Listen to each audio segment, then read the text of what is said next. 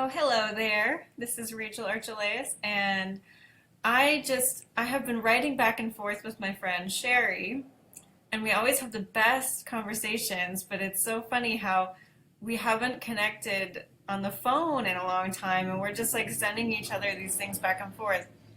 And she said something amazing today, that's part of her spiritual practice that I just wanted to comment on publicly because I think it can really make a difference to a lot of you because I hear this quite often, and this is just my take on it, right? This idea of form and emptiness, and she says that she has this koan that she uses that where she says form is not different from emptiness. I love koans. I think it's amazing to kind of ponder on something. Um, Form is not different from emptiness. And yet there's also this idea that we're trying to be a pure channel for God, consciousness, right? We feel like sometimes our humanity is what is standing in the way of our evolution or of our good deeds, and that our preferences and personal needs don't matter. And and I love this conversation, so if you guys are listening and you want to chime in, please do. But what I want to talk about really is how I don't feel that that is necessarily true. What I'm experiencing and seeing in my own evolution and of those around me and of the channelings that I see and hear in myself is that we're not getting away from humanity. We're actually not trying to ignore ourselves and our needs and our wants.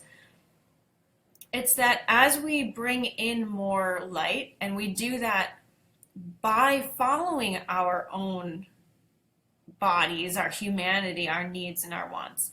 It's like when we start paying attention to ourselves and what we desire, what would make us happy, we access more of this pure consciousness that we're all looking to embody. It activates more of our own divinity in our human form, in our bodies. It changes our bodies. And that's when this consciousness can come in more and more and more. And so we actually want to know what our own desires and needs are, and we want to act on that. That's what starts the chain event of bringing down more energy and more consciousness. That's what makes us emptier. So the form and the emptiness collide, and it's alchemy, right? So it's alchemy, the moment, this moment, the one moment that exists, because there's only one moment, is where the divine, pure spirit, consciousness, energy connects with our humanity. That's what makes all of this work. So I often will ponder, well, not often, I don't ponder anything often. We're past that point now. See, the spiritual evolution of our species is not an intellectual one. It's much easier to do if you're not thinking about it. And spiritual practices that have you in your mind might feel good, but I don't know if that's really where anything happens. For me, and it's okay if it's not true for you, for me it happens when I am following that inner drive, following that inner preference.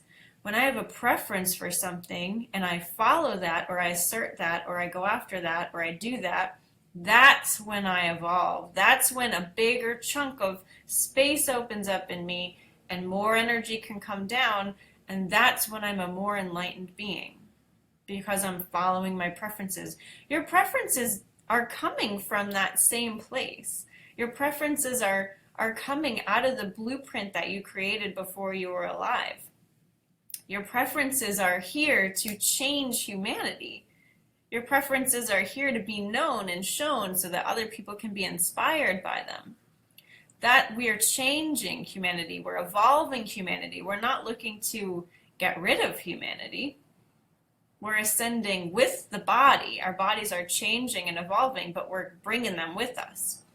And so for me, it's not about either or. It's not about form or emptiness. It's not about getting rid of our preferences and desires. It's about living into our preferences and our desires and not so much worrying about the head. Because if we're judging anything, if we're judging our preferences and desires as human or basal or whatever, we're allowing this to get in the way, and we're allowing that conditioning to get in the way, because there is no judgment on anything. We've got to work the shit out. We got to if there's conditioning and build up and gunk in ourselves, we got to work through it, and that often means encountering it on the way.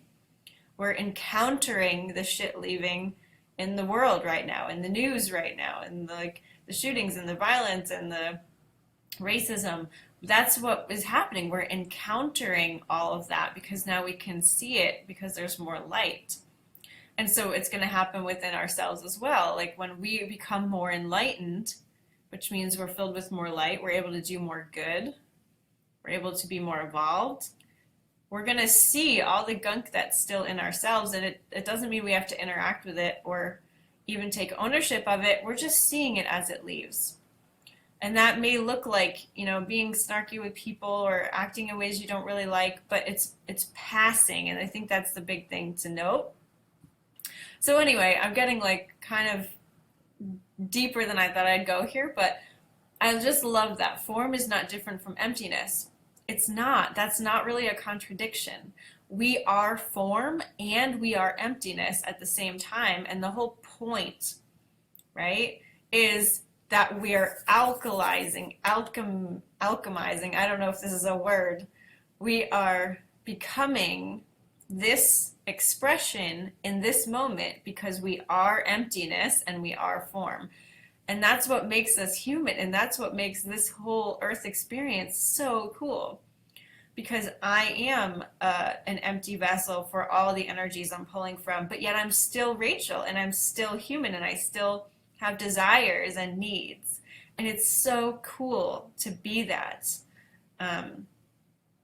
And that's how everyone is, right? Even if you're just pulling from your higher self, you're still purely energetic, and then you're crystallizing in this dimension that we're in right now so that you have a body and that it looks like you have a linear life.